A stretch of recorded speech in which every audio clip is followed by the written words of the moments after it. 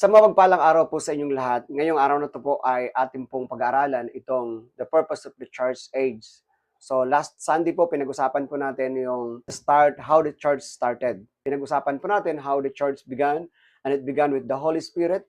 So nasa end time series pa rin po tayo. So pag-aralan po natin, ito po ang ating key verse sa Matthew 28 verse 18. Ito po ang sinasabi, Jesus came and told his disciples, I have been given all authority in heaven and on earth. Verse 19, therefore go and make disciples of all the nations, baptizing them in the name of the Father and the Son and the Holy Spirit. So, verse 20, teach these new disciples to obey all the commands I have given you, and be sure of this, I am with you always, even to the end of the age. So, Acts chapter 1, verse 8, itong sinasabi, but you will receive power when the Holy Spirit comes upon you, and you will be my witnesses, telling people about me everywhere, in Jerusalem, throughout Judea, in Samaria, and to the ends of the earth. So, why the church exists? Yun po ang tanong na atin sasagutin, why the church exists? Or what is the purpose of the church? What is the reason bakit mayroon pong iglesia, mayroon pong simbahan? So, the number one reason why the church exists, because the church is called to make disciples. So, tandaan po natin, ang purpose ng church is for discipleship. And the word says in Matthew 28 verse 19, go and make disciples. So, napansin niyo po ang sinabi ni Lord? Ang nangyari po dito ay ang Panginoong Hesus, pagkatapos niya pong may pako sa krus, na-resurrect. Kinausap niya po ang kanyang mga disipulo at nabasa natin kanina, sabi niya, all authority in heaven and earth has been given to me. That's why ang command niya sa church is go and make disciples. Last Sunday, pinag-usapan po natin na doon sa how the church began. Nagsimula ang simbahan dahil sa banal na espiritu ito ay kumilos. Pero ito po ay sa pamamagitan ni Pedro. Unang-una si Pedro po na kumilala sa Panginoong Hesus bilang kanyang Panginoon at sariling tagapagligtas. Sabi niya, who is me? Sabi ni Jesus. Sabi ni Peter, you are the Christ, the Son of the living God. Ang sagot ng Panginoong Hesus sa verse 17, you are blessed, Simon Peter, because this revelation is come from my Father. So, upon you, Peter, I will build my church. So, doon nagsimula ang iglesia. Sa isang tao, kay Pedro at sa kasama niya sa 12 disciples na kumilala din sa Panginoong Hesus bilang Kristo at anak ng Diyos. At pagkatapos noon, eto na po, kinumisyon na sila ng Panginoong Hesus. Sabi ng Panginoong Hesus sa kanila, go and make disciples. What is the purpose of the church? To make disciples. So, pag wala na pong discipleship, the mission of the church is not attendance but transformation. Making disciples who follow Jesus. Last Sunday, pinag-usapan po natin, pag wala ng discipleship sa church, the church will be an organization. So, not a movement from God, but an organization. Pangalawa, why the church exists. Number 2, the church is empowered to be a witness. Number 1, the church is called to make disciples. Number 2, the church is empowered to be a witness. Why the church need to be empowered? To be a witness. In Acts chapter 1 verse 8, ito pong sinabi, but you will receive power when the Holy Spirit comes upon you, and you will be my witnesses, telling people about me everywhere in Jerusalem, throughout Judea and Samaria, and to the ends of the earth. Sino ang kausap ng Panginoong Hesus dito? Yung 120 na napuspos ng banal na espiritu sa Acts chapter 2, pero bago po sila mapuspos, ang sabi ng Panginoong Hesus doon sa 120 na nasa Acts chapter 1, kita po natin doon yung disciple ni Jesus na 12 at sila Mary at ang lahat na natira na nampalataya sa Panginoong Hesus. Sabi niya, wait, I will give you the promise of the Holy Spirit. At ito na nga po yun. Ito ang sinabi ng Panginoong Hesus, you will receive power. Ano daw ma-receive? Power. You will become empowered by the Holy Spirit to what? To witness. To witness about who? Who? Jesus. Who? Jesus. He is the Christ, the Son of the living God. So, telling people about me everywhere in Jerusalem. What is Jerusalem? Siyempre, ito yung pinakalugar kung saan napako ang Panginoong Hesus at muling nabuhay at magwi-witness sila through Judea and Samaria and to the ends of the earth. So, yun ang sinabi po dito. So, ibig sabihin, the Holy Spirit empower believers to share Christ boldly in everyday life. So, sino po ang iyong Jerusalem? Your home. Sino yung Judea? Your work. So, Samaria, your community, and to the ends of the world. So, ang pagkatawag po sa atin is global. Bakit global? From local to global. So tayo po ay magiging witness sa ating mga tahanan first, bago tayo mag-witness about the community, bago ma-transform ang community, bago ma-transform ang ating mga work field.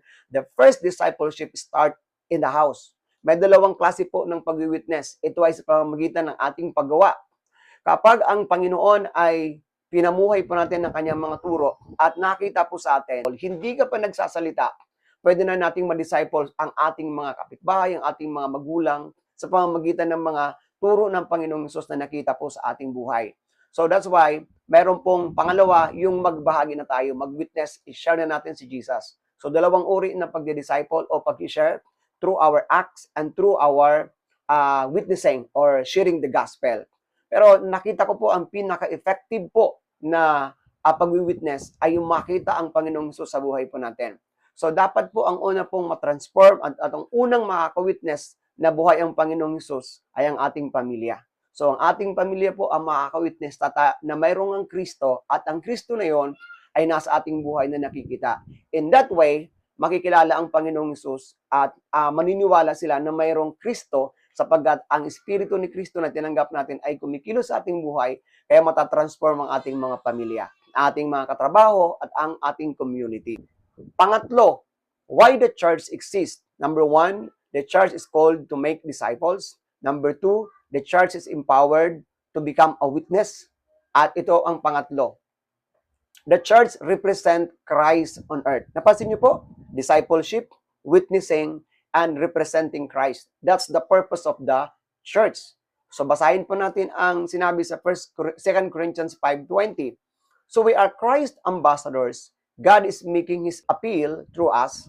We speak for Christ when we plead, come back to God. So, ang ating pong pagkatapos po natin tanggapin ng Panginoong Hesus, pagkatapos natin makareceive ng banal na Espiritu, ito na po, we're gonna represent Christ. Sino pang re-represent natin? Si Christ. Parang katulad ng isang produkto. So, kapag ang isang produkto po ay gustong makilala, tumatawag po sila ng mga advertiser or ambassador of that product para ipakilala yung product na yon. Tayo po hindi product ang pinapakilala po natin. Ang pinapakilala po natin, ang Panginoong Hesus na tinanggap natin, ang Panginoong Hesus na atin pong tinanggap na anak ng Diyos, we will gonna represent Christ sa buong mundo. So, basahin po natin yung, sabi dito, we speak for Christ. Ano po ang message po natin? Come back to God. Ano po ang message ng kingdom? Isa lang. Repent of your sins, turn to God, and be baptized. So, yun po ang message po natin din, come back to God. So, yun po ang message na dala ng ambassador. So, wala tayong sariling opinion, kundi ang dala natin, ang mensahe ng kaharian. Ang tanong, paano maging Christ ambassador? So, para mas malinaw po sa atin, dahil ito ang kadalasang minsan nagiging problema, paano nga ba maging Christ ambassador? Bibigyan ko po kayo ng 7 dahilan paano maging Christ ambassador. Number 1, kilalanin muna si Kristo ng personal.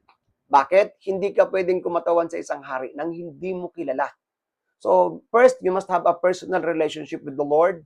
So, syempre, ang kailangan dito, panalangin at salita ng Diyos araw-araw, kagaya ng sinabi sa Juan 17:3, at ito ang buhay na walang hanggan, ang makilala kanila na isang tunay na Diyos at si Jesus Kristo na iyong isinugo. Ano daw po? Makilala natin ang Diyos Ama at ang kanyang isinugo. Sino yon? Si Kristo, yung kanyang anak na isinugo niya para sa atin. So, dapat kilala po natin yung ating i-represent. First, you must know who is Jesus. Who is Jesus? The Christ, the Son of the living God. He is the King of Kings and the Lord of Lords. Pangalawa, paano maging Christ ambassador? Unawain ang mensahe ng kaharian.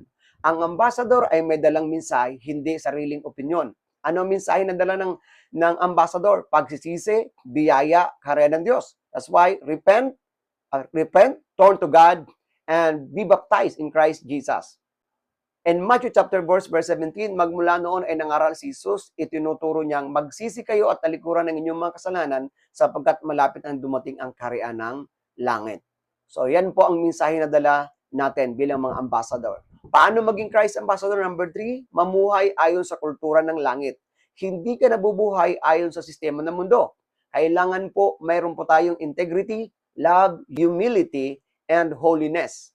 So, sinabi ng Romans 12 verse 2, dahil tayo mamumuhay sa kultura ng langit, huwag kayong makiayon sa takbo ng mundong ito. Sa halip, hayaan ninyong baguhin ng Diyos ang inyong pag-iisip upang maunawaan ninyo ang kanyang kalooban. Sa gayon, magagawa ninyo kung ano ang mabuti, kalugod-lugod at ganap na kalooban ng Diyos. Pang-apat, paano maging Christ Ambassador? Maging daluyan ng reconciliation. Ang pangunahing trabaho ng Christ Ambassador, ibalik ang tao sa Diyos. Yun po ang ating main reason bakit tayo maging ambassador. Tutulungan po natin yung mga tao na makabalik sa Panginoon. So, ang sabi sa 2 Corinto 5:19, ang ibig sabihin sa pamamagitan ni Kristo, ang mga tao ay ibinilang ng Diyos na kaibigan at hindi na niya tinatandaan ang kanilang mga kasalanan. At kami naman ay inatasan niyang ipamalita ito. Ito ang sinabi ni Pablo sa mga taga-Korinto. Number 5, paano maging Christ Ambassador? Maglakad sa kapangyarihan ng Espiritu Santo. Hindi sariling lakas, kundi kapangyarihan ng Diyos. We need guidance. We have guidance, boldness, and spiritual authority. Sabi sa Gawa chapter 1 verse 8, subalit tatanggap kayo ng kapangyarihan pagbabasa inyo ng Espiritu Santo at kayo'y magiging mga saksi ko sa Jerusalem, sa buong Judea, Samaria at hanggang sa dulo ng daigdig. Number 6, paano maging Christ Ambassador? Ipakita si Kristo sa gawa at salita. Mabuting gawa, tama at may pag-ibig na pananalita. Sabi nga sa Colossus chapter 4 verse 6, sikapin ninyong laging maging kaaya-aya at kapaki-pakinabang ang inyong pananalita sa kanila at matuto kayong sumagot ng tama sa lahat ng tao. Kaya dapat ang Christ Ambassador mayroong right character. So, hindi po masama ang ugali sapagkat ang ipinapakilala niya po si Kristo. Kaya dito natin malalaman kung talagang Christ Ambassador yan. Dahil ang Christ Ambassador, makikita ang ugali ni Kristo sa kanyang buhay, on or off of the camera, nasa bahay man, nasa church. So, mayroon po siyang mabuting ugali sapagkat siya ay Christ Ambassador, hindi lang sa labas, kundi sa buong pamilya. Number 7, paano maging Christ Ambassador? Handang magsakripisyo. May presyo ang pagiging ambassador. Hindi laging popular, pero laging may eternal reward. Sabi sa 2 Timothy verse 4 and 5, ngunit ikaw maging mahinahon ka sa lahat ng oras, magtiis ka sa panahon ng kahirapan, gampanan mo ang tungkulin ng isang mga ngaral ng magandang balita at tuparin mo ng lubos ang iyong paglilingkod. Napansin niyo po ang sabi, gampanan ng tungkulin, tuparin ng lubos. Bakit? Hindi po maging madali maging Christ Ambassador.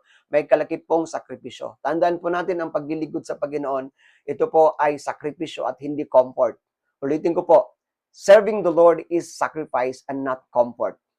We are Christ ambassadors. How we live reflects who Jesus is to the world. So that's why mag-ingat po tayo sapagkat tayo po ay tinitingnan ng mga taong nakapalibot sa atin. We represent Christ in our lives. This year, we the church must move from comfort to commission. Dahil sinabi ko nga, ang paglilingkod may kaakibat na sakripisyo. You must get out from your comfort zone and bring the message of the gospel, the kingdom, to the people. Comfort to commission. Yun po ang ating gagawin. Aalis po tayo sa comfort zone and we will gonna do the commission of the Lord Jesus Christ in our lives. So, ngayon, balikan po natin, paano maging Christ Ambassador? Number 1, kilalanin muna si Kristo ng personal. Number 2, unawain ang mensahe ng kaharian. Number 3, mamuhay ayon sa kultura ng langit. Number 4, maging daluyan ng reconciliation. Number 5, maglakad sa kapangyarihan ng Espiritu Santo. Number 6, ipakita si Kristo sa gawa at salita. Number 7, handang magsakripisyo. Balikan po natin, why the church exists. The church is called to make disciples. Number 2, the church is empowered to be a witness. Number 3, the church represent Christ on earth. So matutal po natin, ang purpose ng church, bakit siya nag-exist, is for discipleship, for witnessing, and representation of Christ to other people. So that's the purpose of the church. Sana po hindi po tayo malilito. Bakit tayo tinawag? Bakit tayo nasa church? Ano ang ginagawa po natin? Dapat malinaw po sa atin. Dahil kung malinaw sa'yo, dapat nandun ka sa church, kumikilos at gumagalaw ka sa layunin ng Diyos sa iglesia. Alam mo kung bakit ka kabilang sa isang iglesia. Alam mo kung bakit kabilang ka sa karya ng Diyos. Alam mo ang dahilan bakit tayo nagtitipon-tipon at nagsasama-sama. For the purpose of discipleship, witnessing, and representing Christ to the world. Magandang araw po sa inyong lahat. Nawa-unawaan po natin ang simpleng papaliwanag, bakit po natin gawin ang layunin ng Diyos sa iglesia. pagpalain po tayo ng Panginoon po.